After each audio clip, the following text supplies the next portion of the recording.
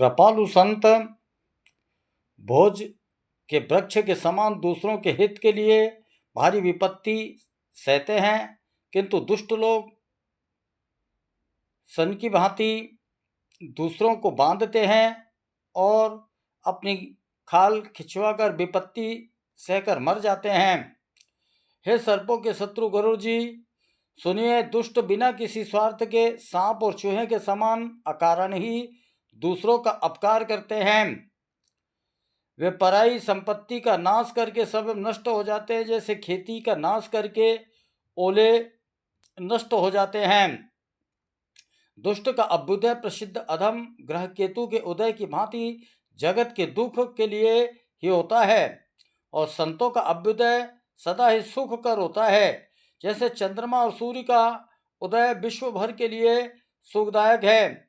वेदों में अहिंसा को परम धर्म माना गया है और परनिंदा के समान भारी पाप नहीं है। शंकर जी और गुरु की निंदा करने वाला मनुष्य मेंढक होता है और वह 1000 जन्म तक वही मेंढक का शरीर पाता है। ब्राह्मणों की निंदा करने वाला व्यक्ति बहुत से नरक भोग कर फिर जगत में कौवे का शरीर धारण करता है, और जो अभिमानी जीव देवताओं और वेदों की निंदा करते हैं वे रौरव नरक में जाकर पड़ते हैं।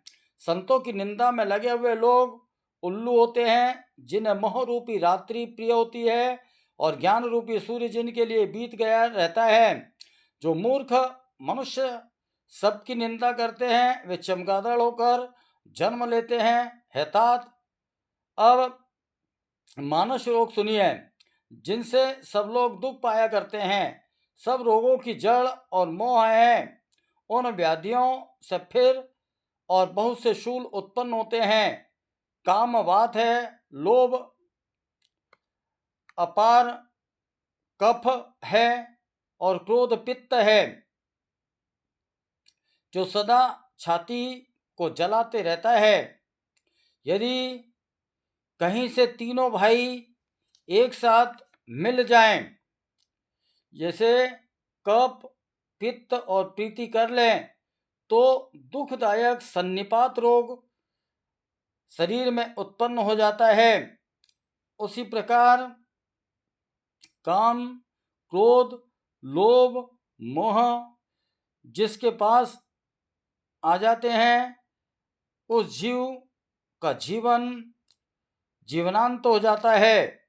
वह जीवन में सुख प्राप्त नहीं कर सकता। अर्थात